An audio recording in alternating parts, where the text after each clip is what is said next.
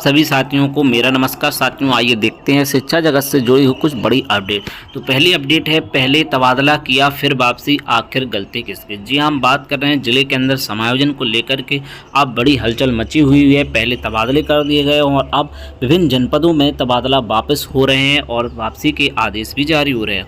वहीं टीईटी के अनिवार्य के खिलाफ बहुत सी याचिकाएं सुप्रीम कोर्ट में डाली जा चुकी हैं। जी हाँ, टीईटी को लेकर के सुप्रीम कोर्ट में कई पुनर्विचार याचिका दाखिल हो चुकी हैं। वहीं केंद्र सरकार की ओर से डीए में बढ़ोतरी कर दी गई है और राज्य सरकार जल्द ही डीए और बोनस पर भी घोषणा कर सकती है। वहीं टीजीटी पीजीटी की भर्ती को लेकर के बड़ी अपडेट आई हुई है।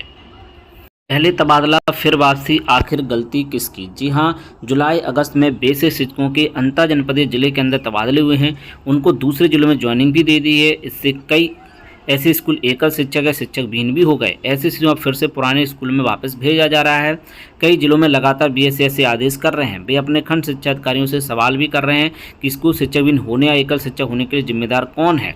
जी हाँ, जिले के अंदर की ये बात है। अब यह एक बड़ा सवाल बन गया। इसका जवाब विभाग और शासन के बड़े अफसरों के पास भी नहीं है। क्या तबादला करते समय मानकों की जांच नहीं की गई? अगर पहले जांच की गई तो अब शिक्षकों को वापस क्यों भेजा जा रहा है? दोनों स्थितियों में गलती किसकी है? ऐसे हुए तबादले। प्रदेश में बेसिक शिक्षकों के अंतर जनपदीय तबादले प्रक्रिया जुलाई शुरू हुई। इसके बाद 11 अगस्त को तबादला लिस्ट जारी की। इसमें कुल 5378 तबादला हुआ। तब ज्वाइनिंग देने तुरंत बाद यह बात सामने आई कि छात्र शिक्षा अनुपात बिगड़ गया है। कुछ बीएसएन स्कूल को शिक्षकों को तुरंत ही पुराने स्कूल में वापस करने आदेश दिए थे। उस समय विभाग के बड़े अफसरों ने हस्तक्षेप कर कहा था उनका तबादला हो गया, उनको रोका नहीं जाएगा, सभी को नई जगह ज्वाइनिंग दे दी जाएगी। बाद में स्कूल में पेयरिंग के बाद एक बार फिर से तबादले समायोजन किए जाएंगे, उसमें अनुपात सुधार ली जाए। लगातार हो रहे हैं वापसी के आदेश। स्कूलों की पेयरिंग हो गई है लेकिन उसके बाद समायोजन नहीं होगा। जहाँ तक जिलों में कई स्कूल एकल या शिक्षक विहीन हो गए, ऐसे में सभी बीएसए फिर से शिक्षकों के अपने पुराने स्कूलों में भेजने के आदेश कर रहे हैं।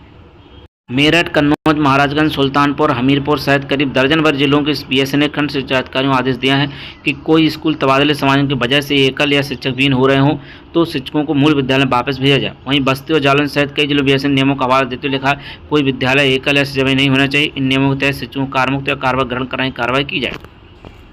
एक ही सवाल, जिम्मेदार कौन? इस बारे में कुछ शिक्षकों ने डीजी स्कूल शिक्षा विभाग के अधिकारियों से मांग की है कि शिक्षकों का तबादला ऑनलाइन हुआ है, इसमें शिक्षकों का कोई दोष नहीं है। ऐसे में उनके तबादले निरस्त न किए जाएं। प्राथमिक शिक्षक स्नातक एसोसिएशन प्रदेश अध्यक्ष विनय कुमार सिंह कहते हैं, पहले तबादले किए अब निरस्त किए जा रहे हैं। इसमें किसी की भी गलती हो लेकिन शिक्षक गलत नहीं है। जिसने गलती की है जाँच करके उसके खिलाफ कार्रवाई की जाए ताकि विभाग की छवि धूमिल न हो। जाँच की जाएगी। प्रमुख सचिव विद्या पार्थसारथी सेन शर्मा का कहना है कि इस बारे में उन्हें कुछ जानकारी नहीं है। वहीं डीजी स्कूल शिक्षा मोहन राय ने कहा, डायरेक्टर स्तर से मामले की जांच की जाएगी। वहीं कहाँ हुई गड़बड़? जब तबादले किए गए तब छात्र शिक्षा अनुपात तय करते समय शिक्षा मित्र जोड़कर शिक्षकों की संख्या का आकलन किया गया। कई स्कूल ऐसे थे जिनमें शिक्षा मित्र तो हैं लेकिन शिक्षक एक या दो ही थे। जब वहां से एक का तबादला हो गया तो वे एकल या शिक्षक विहीन हो गए। पहले जब यह बात उठी थी तो एक बार और समायोजन का आश्वासन दिया गया, वह समायोजन हुए नहीं। हाल ही में शिक्षक विहीन स्कूल का मामला हाईकोर्ट पहुंचा। कोर्ट ने आदेश दिया कि विद्यालय एकल या शिक्षक विहीन नहीं होना चाहिए। इसके बाद से सभी बीएसए शिक्षकों पुराने स्कूल में वापसी के आदेश कर रहे हैं। तो ये मामला है, मामला कोर्ट में चल रहा है। इसको लेकर के विभिन्न जनपदों में अब शिक्षकों को मूल विद्यालय में वापसी के आदेश जारी हो रहे हैं। यही एक सबसे बड़ी वजह निकल करके आ रही है। वहीं अध्यापकों के लिए टीईटी की अनिवार्यता पर सुप्रीम कोर्ट से पुनर्विचार का अनुरोध। अखिल भारतीय प्राथमिक शिक्षा संघ ने दाखिल की पुनर्विचार याचिका। उत्तर प्रदेश और तमिलनाडु की भी दस्तक। टीईटी की अनिवार्यता के सुप्रीम कोर्ट के आदेश के खिलाफ शिक्षकों ने कानूनी लड़ाई का मन बनाया है। सरकार के छोर पर राहत का दबाव बनाने के साथ ही शिक्षकों ने आदेश पर पुनर्विचार करने की गुहार लगाई है। शिक्षा संघ के अलावा उत्तर प्रदेश सरकार, तमिलनाडु सरकार ने भी सुप्रीम कोर्ट में फैसले के खिलाफ पुनर्विचार याचिका दाखिल की है। तमिलनाडु सरकार का कहना है कि टीईटी अनिवार्यता उन्हीं शिक्षकों को लागू होती है की नियुक्ति आरटीआई कानून लागू होने के बाद हुई। यह अनिवार्यता उन शिक्षकों पर लागू नहीं होती है जिनकी नियुक्ति इस कानून के लागू होने के पहले के नियम कानून के तहत हुई है। सुप्रीम कोर्ट ने गत 1 सितंबर को दिए आदेश में कहा, कक्षा 1 से 8 को पढ़ाने वाले सभी शिक्षकों जिनकी नौकरी 5 वर्ष से ज़्यादा बची है के लिए 2 वर्ष के भीतर टेट पास करना अनिवार्य किया है। 5 वर्ष से कम बची नौकरी वालों को अगर प्रोन्नति पानी है तो उनके लिए टेट अनिवार्य है। इस आदेश का सबसे ज़्यादा असर आरटी कानून लागू होने के पहले नियुक्तियों पर है। अखिल भारतीय प्राथमिक शिक्षा संघ ने सुप्रीम कोर्ट से टीईटी अनिवार्यता के आदेश पर पुनर्विचार का अनुरोध करते हुए कहा, इस फैसले का देश भर में करीब 10 लाख उन शिक्षकों पर प्रभाव पड़ रहा है। इन शिक्षकों की नियुक्ति शिक्षा का अधिकार आरटी कानून लागू होने से पहले लागू नियम कानून के मुताबिक हुई है। उन शिक्षकों के लिए नियुक्ति के समय टीईटी शिक्षक पात्रता परीक्षा अनिवार्यता नहीं थी और अब उनमें से जहाँ तक 50 वर्ष से ज़्यादा आयु के हैं। संघ का कहना है, टीईटी की अनिवार्यता को पूर्ण प्रभाव से लागू करने से बड़ी संख्या में शिक्षक बर्खास्त होंगे, उन्हें प्रोन्नति नहीं मिलेगी, उनका जीवन यापन का अधिकार प्रभावित होगा। शिक्षा संघ ने वकील आर.के. सिंह के जरिए दाखिल पुनर्विचार याचिका में कहा कि एनसीटी ने 23/10 को अधिसूचना जारी कर न्यूनतम योग्यता में टीईटी को जोड़ दिया, लेकिन अधिसूचना का पैरा 4 नई तय न्यूनतम योग्यता से उन शिक्षकों को छूट देता है जो सूचना जारी होने की तारीख से पहले नियुक्त हो चुके हैं। इसलिए जो शिक्षक 23 अगस्त 2010 से पहले नियुक्त हुए उन्हें टीईटी से छूट है। कोर्ट ने अधिसूचना ऐसे पढ़ा है जैसे कोई छूट थी ही नहीं। ऐसे में फैसले में स्पष्ट रूप से खामी है जिस पर पुनर्विचार की जरूरत है। यह भी कहा है कि बाद में आए विधायी और कार्यकारी आदेश में भी एनसीटी की दी छूट जारी रहेगी। एनसीटी ने सुप्रीम कोर्ट में दाखिल हलफनामे में स्पष्ट किया कि जिन शिक्षकों की नियुक्ति 23 अगस्त 2010 के पहले हुई उन्हें नौकरी बने रहने या प्रोन्नति की टीईटी करने की जरूरत नहीं है। ये भी कहा है कि उत्तर प्रदेश समेत कई राज्यों में शिक्षकों की भर्तियाँ प्रतियोगी परीक्षाओं से होती हैं। तो अब देखना होगा कि पुनर्विचार याचिका में माननीय सुप्रीम कोर्ट क्या फैसला सुनाता है, क्या वो पुनर्विचार को स्वीकार करता है या नहीं, ये आने वाले समय में स्पष्ट हो जाएगा। वहीं राज्य कर्मचारियों को दीपावली पर बोनस और डीए बढ़ोतरी का तोहफा संभव। केंद्र सरकार के बाद अब उत्तर प्रदेश सरकार भी अपने कर्मचारियों और पेंशनरों को दिवाली से पहले बड़ा तोहफा दे सकती है। संभावना है प्रदेश सरकार बोनस के साथ महंगाई भत्ते 3% बढ़ोतरी की घोषणा जल्द कर सकती है। इससे लगभग 15 लाख अराजपत्रित कर्मचारियों को बोनस और 16 लाख कर्मचारियों को महंगाई भत्ते बढ़ोतरी का लाभ मिलेगा। वहीं करीब 12 लाख पेंशनर्स को महंगाई राहत की बढ़ी हुई दर का लाभ दिया जाएगा। बोनस का लाभ अराजपत्रित वर्ग 4 दैनिक वेतनभोगी कर्मचारियों को मिलेगा। इस श्रेणी में लगभग 14 लाख से अधिक कर्मचारी शामिल है। हर कर्मचारी को अधिकतम 7,000 रुपये तक बोनस दिया जा सकता है। सरकार से करीब 1,000 करोड़ रुपये का अतिरिक्त वित्तीय भार आएगा।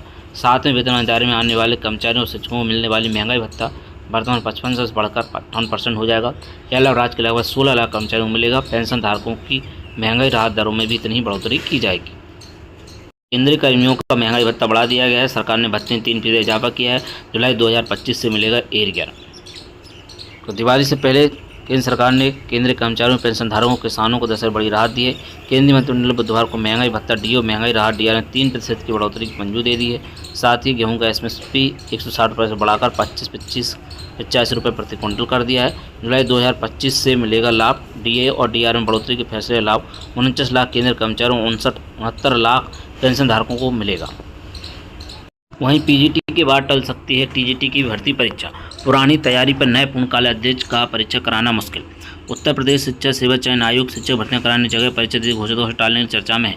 आयोग की पहली पूर्णकालिक अध्यक्ष प्रोफेसर कीर्ति पांडे अपने 1 वर्ष के कार्यकाल में 22 की प्रवक्ता संवर्ग पीजीटी और स्नातक शिक्षक टीजीटी भर्ती के लिए 4 बार तिथि घोषित करने के बाद ही परीक्षा नहीं करा सके। उनके बाद पद से इस्तीफा देने के बाद कार्यवाही अध्यक्ष राम सूचन ने बैठक कर 15-16 अक्टूबर प्रस्ताव पीजीटी परीक्षा स्थगित कर दी। आयोग को नए पूर्णकालिक अध्यक्ष नवंबर मिलने की उम्मीद है। ऐसे में नए अध्यक्ष द्वारा पुरानी तैयारी पर 18-19 दिसंबर को परीक्षा आयोजन कराना अभी मुश्किल लग रहा है। टीजीटी के 15 विषयों के लिए जनवरी 22 के भर्ती विज्ञान पर 8 लाख से अधिक अभ्यर्थी आवेदन कर परीक्षा कराए जाने की प्रतीक्षा कर रहे हैं। पीटी की तरह टीजीटी भर्ती परीक्षा आयोजन के लिए 4 बार तिथि घोषित की गई है, लेकिन परीक्षा नहीं कराई जा सकी। अब 5वीं तिथि 18-19 दिसंबर प्रस्तावित है। इस्तीफा देने से पहले तिथि प्रोफेसर कीर्ति पांडे की अध्यक्षता में हुई आयोग की बैठक में लिए गए निर्णय के बाद प्रस्तावित की गई थी। अब चूंकि आयोग में परिस्थितियां बदल चुकी हैं और नए अध्यक्ष की चयन की प्रक्रिया चल रही है, इसके लिए 21 अक्टूबर तक अभ्यर्थियों से आवेदन लिए जा रहे हैं। जानकारों का मानना है कि किसी पुराने अध्यक्ष के निर्णय के क्रम में की तैयारी पर नए अध्यक्ष द्वारा शिक्षक भर्ती परीक्षा कराया निर्णय किए जाने की उम्मीद कम है।